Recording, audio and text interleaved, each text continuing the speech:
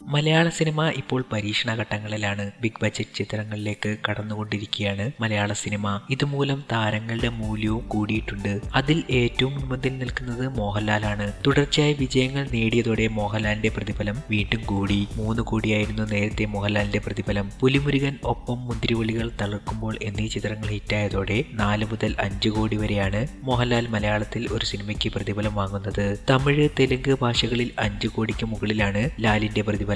Megastar Mammootty വർഷങ്ങളായി ഒരേ സംഖ്യയിൽ തന്നെ ഉറച്ചു നിൽക്കുകയാണ്. സിനിമയിൽ വിജയങ്ങൾ സംഭവിക്കുന്നുണ്ടെങ്കിലും നിലവിലുള്ള കളക്ഷൻ റെക്കോർഡുകൾ പ്രകാരം ബോക്സ് ഓഫീസിൽ മമ്മൂട്ടിയുടെ നില വളരെ താഴ്ന്നാണ് ഇരിക്കുന്നത്. 2 കോടി മുതൽ 2.5 കോടി വരെയാണ് മമ്മൂട്ടി ഒരു സിനിമയ്ക്കായി പ്രതിഫലം വാങ്ങുന്നത്. സാറ്റലൈറ്റ് താരമൂല്യം മോഹൻലാലിനെ അപേക്ഷിച്ച് വളരെ കുറവാണ് മമ്മൂട്ടിക്ക്. കുട്ടികളുടെയും കുടുംബ പ്രേക്ഷകരുടെയും ജനപ്രിയ നായകനായ ദിലീപിനും പ്രതിഫലത്തിൽ കഴിഞ്ഞ വർഷത്തിൽ നിന്നും കാര്യമായ മാറ്റങ്ങളൊന്നും സംഭവിച്ചിട്ടില്ല.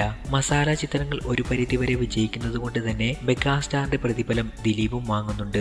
2 മുതൽ 2.5 കോടിയാണ് ദിലീപും ഒരു സിനിമയ്ക്ക് വേണ്ടി വാങ്ങുന്നത്. യുവതാരങ്ങളിൽ ഏറ്റവും കൂടുതൽ ഉയർന്ന പ്രതിഫലം വാങ്ങുന്നത് പൃഥ്വിരാജാണ്. സാധാരണ ഒരു സിനിമയ്ക്ക് വേണ്ടി പൃഥ്വി വാങ്ങുന്ന പ്രതിഫലം 1.5 കോടി രൂപയാണ്. അതേസമയം ബിഗ് ബജറ്റ് ചിത്രവും കൂടുതൽ ഡേറ്റ് ആവശ്യപ്പെടുകയും ചെയ്യുകയാണെങ്കിൽ 2 കോടി വരെ പ്രതിഫലം വാങ്ങും. ദുൽഖർ സൽമാനെ സംബന്ധിച്ച് ദുൽഖർ ഇപ്പോൾ വളരെ സെലക്റ്റീവാണ്. ചെയ്യുന്ന ചിത്രങ്ങളെല്ലാം ശരാശരിക്ക് മുകളിൽ വിജയം നേടുന്നുമുണ്ട്. വ്യത്യസ്ത കഥാപാത്രങ്ങളെ പരീക്ഷിക്കുന്ന ദുൽഖർ ഒരു സിനിമയിൽ അഭിനയിക്കുന്നതിനായി വാങ്ങുന്നത് 75 ലക്ഷം മുതൽ 1 കോടി രൂപ വരെയാണ്. പ്രേമത്തിന് ശേഷം നിവിൻ പോളി 2 കോടിക്ക് മുകളിൽ പ്രതിഫലം വാങ്ങുന്നതായൊക്കെ വാർത്തകൾ പരന്നിരുന്നു. എന്നാൽ പ്രേമത്തിന് ശേഷം നിവിന്റെ താരമൂല്യം ഉയർന്നു എന്നുള്ളത് സത്യമാണ്. എന്നാൽ അത് 2 കോടിക്ക് മുകളിൽ പ്രതിഫലം വാങ്ങുവോളം ആയിട്ടില്ല. 1 കോടിയാണ് മലയാളത്തിൽ ഒരു സിനിമ ചെയ്യാൻ നിവിൻ വാങ്ങുന്ന പ്രതിഫലം. സഹതാര വേഷങ്ങളിൽ ഒതുങ്ങിക്കൂടുകയായിരുന്നു ബിജു മേനോൻ. വെള്ളിമൂങ്ങയ്ക്ക് ശേഷം നായക നിരയിൽ ഹിറ്റായി. താരമൂല്യവും ഉയർന്നു. അതോടുകൂടി ബിജു മേനോൻ വാങ്ങുന്ന പ്രതിഫലം 75 ലക്ഷം രൂപയായി എന്നും റിപ്പോർട്ടുകളുണ്ട്.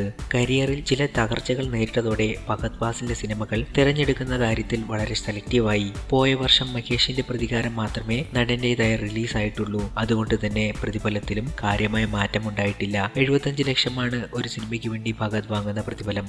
മലയാള സിനിമയിൽ വാങ്ങുന്ന പ്രതിഫലങ്ങളുടെ കണക്കുകൾ ഇനിയും മാറിമറിയാം. നല്ല വിജയങ്ങൾ ഇനിയും സിനിമകൾക്കുണ്ടാകുമ്പോൾ നടന്മാരുടെ താരമൂല്യങ്ങളും വർദ്ധിക്കും. ഈ വർഷത്തെ താരമൂല്യം എങ്ങനെയാണെങ്കിൽ അടുത്ത വർഷം ഇതിനും മേളിലായിരിക്കും.